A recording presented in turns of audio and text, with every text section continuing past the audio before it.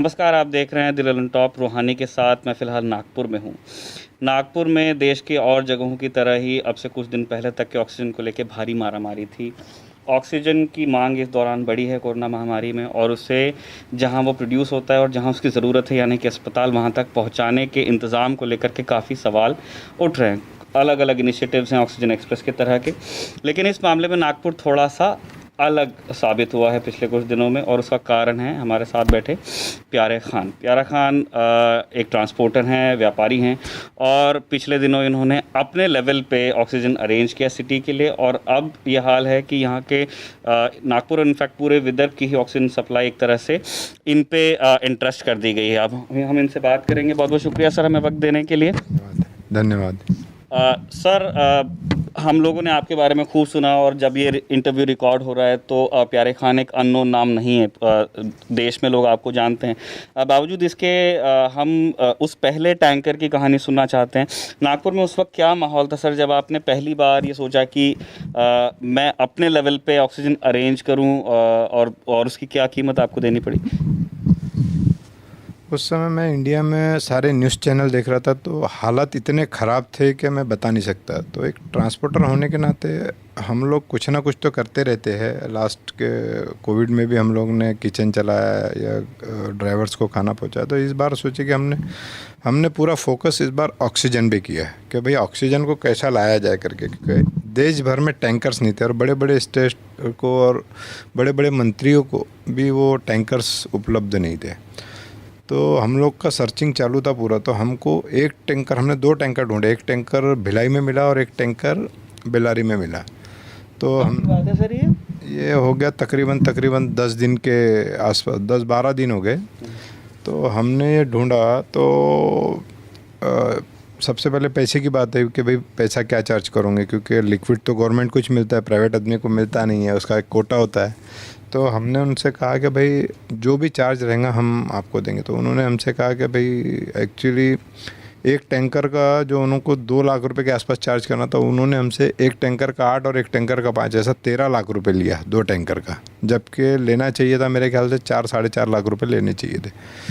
लेकिन नागपुर में जिस हिसाब से डेथ हो रही थी, तो उसके लिए हमने सोचा कि भाई पैसा इनको देना पड़ेगा, नहीं तो यहाँ लोग और बहुत ज़्यादा मात्रा में मर जाएंगे। तो फिर हमने उनको प्रीमियम पे करके ले आए 2 टैंकर। तो ये पहला टैंकर था, और ला करके फिर आपने वो ऑक्सीजन कहाँ डिलीवर किया सर?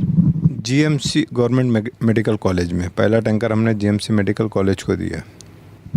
सर फिर उसके बाद मतलब ऑब्वियसली आपके इस इनिशिएटिव की खूब तारीफ हुई। उसके बाद एडमिनिस्ट्रेशन से आपकी किस तरह की बात हुई? क्योंकि अभी ऑक्सीजन का एक फ़िक्स कोटा है जो हर राज्य को बटा हुआ है, और फिर राज्य में उसके बाद रीजन पे और फिर डिस्ट्रिक्ट वाइज उसकी रेशनिंग होती है। तो एडमिनिस्ट्रेशन से आपकी किस तरह की बातचीत हुई? उनसे किस तरह का आपको सपोर्ट मिला या नहीं मिला? आपका अनुभव उस लेवल पे कैसा रहा जब आपने काम शुरू किया? मैं सबसे पहले श्री नितिन गडकरी जी का धन्यवाद कहना चाहूँगा कि उन्होंने एक ट्वीट किया था कि भाई इस मुसीबत की घड़ी में अगर कोई बिजनेसमैन सामने आ सकता है, कोई मदद कर सकता है, तो वही देख के मैंने तुरंत उनसे मिलने गया और उनको बताया कि साहब मैं ऐसा ऐसा कर सकता हूँ। उन्होंने तुरंत कलेक्टर साहब को, कमिश्नर साहब को बुलाया अपने घर पे, और तुरंत वहाँ मीटिंग अरेंज करवाई, और मुझे 5 टैंकर और दिलवाए वैजाग से। लेकिन वो टैंकर पूरे ख़राब कंडीशन में थे, उस पर ड्राइवर्स नहीं थे। तो मैं नागपुर की स्थिति और 2 टैंकर से संभलने वाली नहीं थी। तो उन्होंने रिक्वेस्ट किया, तो मैंने यहाँ से एक स्पेशल कार करके ड्राइवर्स को, अपनी गाड़ियाँ जो लोड थी उन पे से उन गाड़ियों को खड़े करके यहाँ से ड्राइवर को कार से भेजा, वो और मैकेनिक भी भेजा, उस गाड़ियों को रिपेयर करवाया, और वहाँ से वो टैंकरों को निकाल के राउरकेला ले गया और वहाँ से भर के लेके आया। तो वो टैंकर 5 के 5 अभी मेरे ड्राइवर ही चला रहे, लेकिन पैसा उनको प्रशासन, कलेक्टर साहब उनको दे रहे हैं, लेकिन मेंटेनेंस और सारा ऑपरेशन हम लोग देख रहे हैं। मतलब टैंकर का फेयर, टैंकर का जो किराया है वो एडमिनिस्ट्रेशन देता है, लेकिन उसको चलाना और उसका मेंटेनेंस आप अपने पास से कर रहे हैं? वो पूरा हम लोग अपने पास से कर रहे हैं, और हमने तकरीबन ऐसा 1 करोड़ रुपए हमने कलेक्टर साहब को दिया है। यानी 2 टैंकर का पहला पेमेंट किया, उनको मैसेज भी डाला, आपको दिखा देता हूँ, और 50 लाख रुपए के कुछ ये मंगवाए, क्या नाम है तुम्हारे, ऑक्सीजन के कुछ पार्ट्स होते वो। और जो लोकल जो गरीब लोग हैं उनको भी हमने कुछ 30-35 लाख के आसपास का ऑक्सीजन बांटा है खरीद के, फ्री ऑफ कॉस्ट आप? Free of cost, free of. और प्राइवेट अस्पताल को भी हमने फ्री ऑफ कॉस्ट सिलेंडर्स दिए, ऑक्सीजन सिलेंडर, और उनसे कहा है कि भैया आप ऑक्सीजन का चार्ज किसी को भी नहीं करेंगे। अच्छा, क्योंकि आप उनको फ्री में दे रहे हैं तो फिर आप चाह रहे हैं कि ये फ़ायदा लोगों तक पहुँचे। हमने उनसे यही कहा कि भैया आप फ्री में देंगे, आप ये कमिटमेंट करिए हमसे कि हम इसका पैसा नहीं लेंगे। सर, तो अभी किस तरह से काम चल रहा है? जैसे आपके पास में गाड़ियां हैं और आप मैनेजमेंट साइड देख रहे हैं, और हमें बताया गया कि नागपुर शहर को आप ही ऑक्सीजन सप्लाई करते हैं, अब ऑफिशियली करते हैं, तो उसका उसका जो प्रोसेस है, किस तरह कोटा डिसाइड होता है, किस तरह गाड़ियां निकलती हैं और कैसे लाया जाता है, पेमेंट्स वगैरह, क्या उस प्रोसेस के बारे में थोड़ा बताएंगे? सेंट्रल गवर्नमेंट ने कोटा फिक्स कर दिया हर जगह से, भिलाई से, अंगुल से, राउरकेला से, वैजाग से, बेलारी से। तो अभी हमारे पास भगवान के दया से 19 टैंकर आ गए, तो नागपुर वासी को भी डरने की ज़रूरत नहीं, क्योंकि नागपुर में मेरे ख्याल से 120-130 टन ऑक्सीजन लगता है पर डे का। और आज हमारी तैयारी के 1-2 दिन में हम लोग एवरी डे 200 टन ऑक्सीजन लाएंगे। तो श्री गडकरी जी ने, नितिन गडकरी जी ने कलेक्टर साहब को, कमिश्नर साहब को और बाकी भी जितने भी गवर्नमेंट ऑफिसर्स हैं उनको सबको हटा के ये पूरा का पूरा मैनेज करने के लिए हमारे पास दे दिया। तो आज हम नागपुर के अलावा विदर्भ को भी मैनेज कर रहे हैं, और साहब ने मेरे से 3 टैंकर मध्य प्रदेश भोपाल को भी भेजने को कहा, तो बीच में हमने 3 टैंकर्स भोपाल को भी दिए। तो साहब ने मुझसे कहा कि भाई मैं पूरे इंडिया का मिनिस्टर हूँ और जहाँ भी लोग मर रहे हैं वहाँ पे आप मदद करो करके। तो आज हम बहुत अच्छी स्थिति में 19 टैंकर के साथ हम लोग आज सर्विस दे रहे हैं नागपुर को। सर, अभी मतलब ये सारा काम करने के लिए आपका जो पूरा आपकी जो ड्राइवर्स की फ़ोर्स है इसमें, और आपका जो मैनेजमेंट साइड है, हमने आपके ऑफिस में भी देखा, फ़िलहाल ये इस काम में लगे हुए हैं, तो आपका बिजनेस सफ़र कर रहा होगा? देखिए कैसा है, देश बचेगा तो बिजनेस बचेगा, अगर देश ही नहीं रहेगा तो बिजनेस कहाँ से रहेगा? मैं किसके साथ बिजनेस करूँगा? आज अगर लोग मर रहे हैं, ये हो रहे, तो अगर इस समय अगर मैं बिजनेस को देखूँ तो वो बहुत ही गलत है, देश हित में नहीं। एक इंडियन होने के नाते आज हमारा देश मुसीबत की घड़ी में खड़ा है, तो हमारा काम है कि सब चीज़ें छोड़ के आगे आना। मान लीजिए अगर पिछले साल जैसा अगर कड़क लॉकडाउन रहता तो मैं बिज़नेस कर पाता था क्या? नहीं कर पाता था। वैसा मैंने सोच लिया कि आज भी मैं नहीं कर रहा हूँ बिज़नेस करूँगा 1 महीना बाद करूँगा, जबकि मेरे यहाँ 1200 एम्प्लॉय काम करते हैं। तो मैंने सोच लिया अगर उनको घर बैठे भी मेरे को पैसे देने पड़े तो, लेकिन ये काम तो मैं बंद नहीं करूँगा, क्योंकि इसमें भूखा एक समय आदमी रह सकता है, लेकिन सांस नहीं मिली तो आदमी मर जाएगा।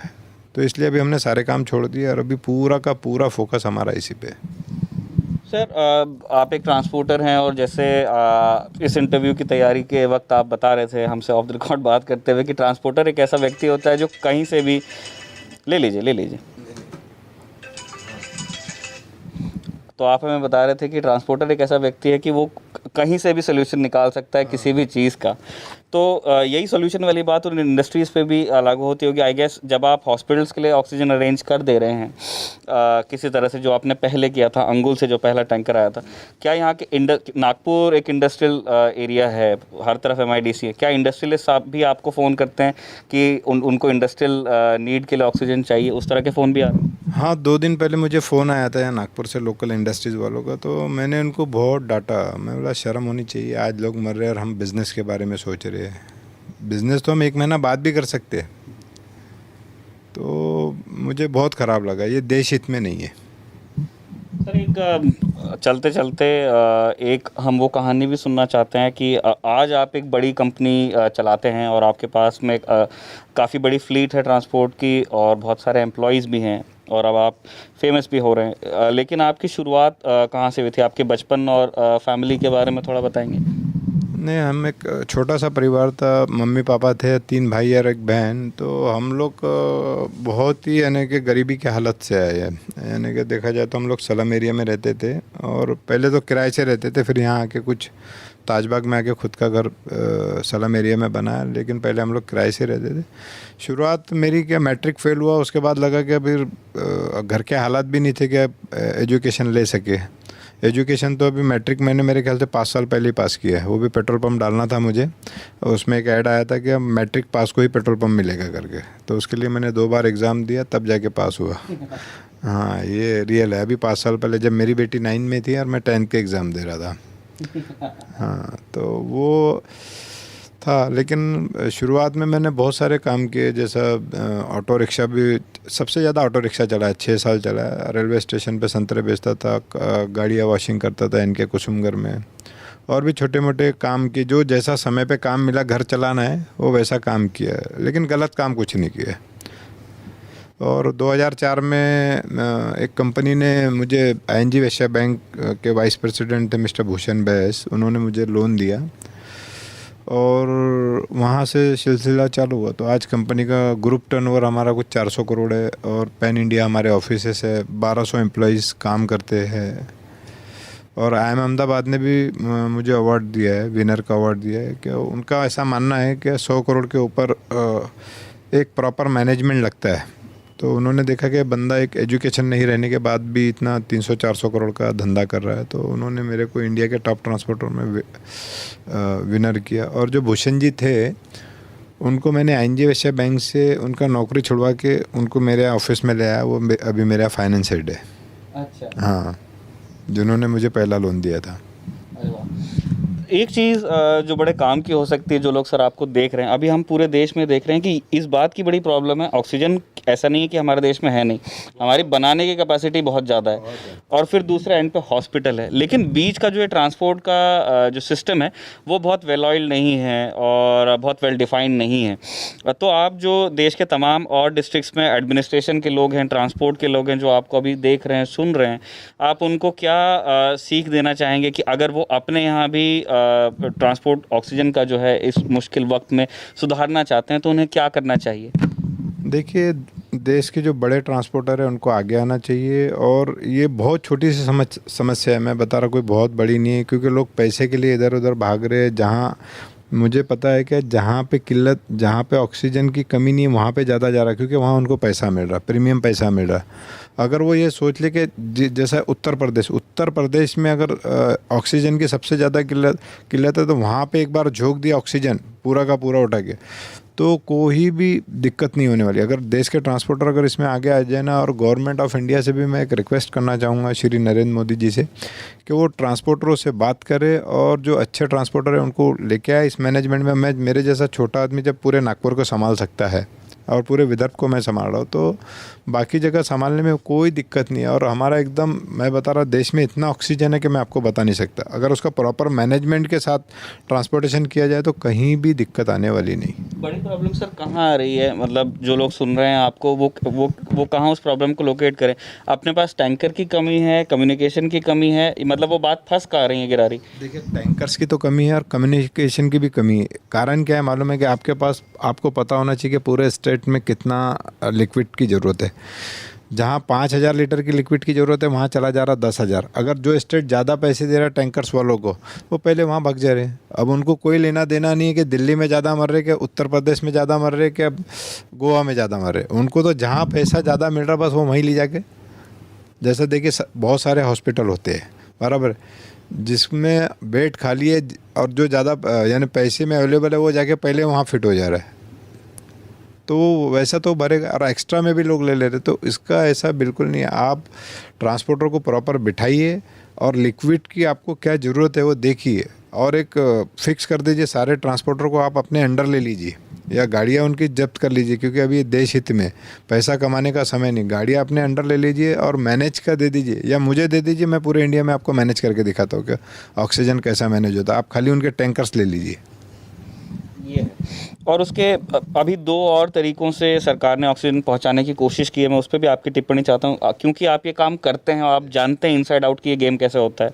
अभी एक है, एक रोरो सर्विस चल रही है जिसके अंदर ट्रेन के ऊपर टैंकर लग के ले जा रहे हैं, और दूसरा है जिसमें एयरफोर्स के विमान है, ये MP में खूब हो रहा है कि एक साइड से वो फेरी करते हैं। इन 2 तरीकों में कितना दम है सर?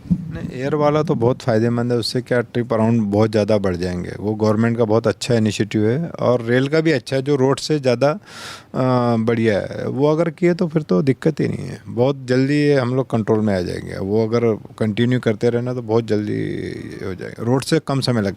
जैसा जहाँ पे पहले तो हमको देखना है कि एयर और रेल का इस्तेमाल तो हमको जो लॉन्ग डिस्टेंस है, अब पता चल रहा है कि दिल्ली को ऑक्सीजन की ज़रूरत है और आरा बेल्लारी से है, तो वो चीज़ गलत है। हमको नियरेस्ट जो पॉइंट है वहाँ से हमको ऑक्सीजन उठाना है। अभी जैसा मैंने क्या किया, मेरे को बेल्लारी से भी मिल रहा था, उसके बाद तुम्हारा वैजाग से भी लिया मैंने, राहुल किला से भी लिया, रायपुर से भी लिया, भिलाई से भी लिया। अभी मेरे दिमाग में आ गया कि सबसे करीब मेरे को भिलाई है, तो भिलाई से मेरे टर्न अराउंड ज़्यादा हो जा रहे हैं, इसलिए मैंने पूरे के पूरे टैंकर्स भिलाई डाल दिए। मेरे को नागपुर में 110 की ज़रूरत थी, 140 ले आया मैं। कल का मेरा कोटा 140 मेट्रिक टन ले गया, तो मैंने नागपुर को 110 दिया। बाकी जहाँ ज़रूरत थी विदर्भ में, जैसे अमरावती हो गया, बल्लारशाह हो गया, या यवतमाल हो गया, वर्धा हो गया, वहाँ दे दिया। आपको सिर्फ एक डिस्ट्रिक्ट मिला था, आप दूसरे जगह भी दे रहे हैं? दूसरे जगह भी दे रहे हैं ना, श्री नितिन गडकरी जी के माध्यम से हम दूसरे जगह भी दे रहे हैं, क्योंकि मैं तो देने वाला कौन होता हूँ। तो मैंने बताया साहब को कि सर, मैंने बोला इतना लिक्विड अपने पास ज़्यादा आ रहा है, तो इसको तो वो बताया कि तुम यहाँ भी इन लोगों की भी हेल्प करो करके। तो आप तो मतलब आप ये कह रहे हैं कि राज्य सरकारों को ये स्पॉट करना चाहिए और सेंटर को भी कि किस स्टेट में ज़रूरत है, तो उनको पास के सेंटर्स दे, क्योंकि ये हुआ है कि जैसे दिल्ली की शिकायत है कि हमको उड़ीसा से लेके आना। वो बहुत ज़्यादा गलत है, उसमें समय बहुत ज़्यादा जा रहा है। उसको आपको नियरेस्ट ऑक्सीजन ढूंढना पड़ेगा, और ऑक्सीजन की कमी नहीं अपने देश में बहुत है। यहाँ से हम एक्सपोर्ट करते हैं ऑक्सीजन, तो हमारे ऑक्सीजन की कमी नहीं है, सिर्फ मैनेजमेंट और टैंकर्स की कमी है। तो वो भी अभी हम लोगों का, जैसे ब्रसल्स से श्री नितिन गडकरी जी के थ्रू बात हुआ था, उन्होंने बोले मैं तेरे को फ़्लाइट दे दूंगा, तो अरेंजमेंट। तो मैं बाहर भी एक गुडरिच कंपनी करके, जिसके साथ मैं अफ़गानिस्तान में काम करता था, तो उसके साथ भी हम लोग टैंकर्स, जो क्रायोजेनिक टैंकर्स है ना, वो लाने का सोच रहे। वो नॉर्मल टेलर पे भी आ जाते। अच्छा। हाँ, तो उसके वजह से वो और इजी हो जाएगा ट्रांसपोर्टेशन। अब वो जब ज़्यादा आ जाएंगे, अभी आ रहे हो इंडिया में, अभी टाटा स्टील ने शायद कुछ 24 मंगाए हैं, तो एक इसमें वो मेरे ख्याल से सादी गाड़ी पे भी ऑक्सीजन ले जाता है। सादी गाड़ी पे भी ऑक्सीजन लेके जा सकते हैं, ट्रेन पे भी लेके जा सकते हैं उसको, यानी वो एकदम इजी वे में होता जा रहा। ठीक है, एक कोई अंतिम संदेश जो लोग, जो देशवासी आपको सुन रहे हैं उनके लिए? बस मेरा एक ही संदेश है, भारतीय होने का कर्तव्य निभाइए, एक इंडियंस होने का कर्तव्य निभाइए, बाकी कुछ नहीं। बहुत बहुत शुक्रिया सर हमसे बात करने के लिए। इसी तरह की और स्टोरीज़ आप कोविड पैंडमिक को जो हम डॉक्यूमेंट करते हुए देख रहे हैं, तो बने रहिए ललन टॉप के साथ। मैं नागपुर से रूहानी के साथ मैं हूं निखिल। Thank you.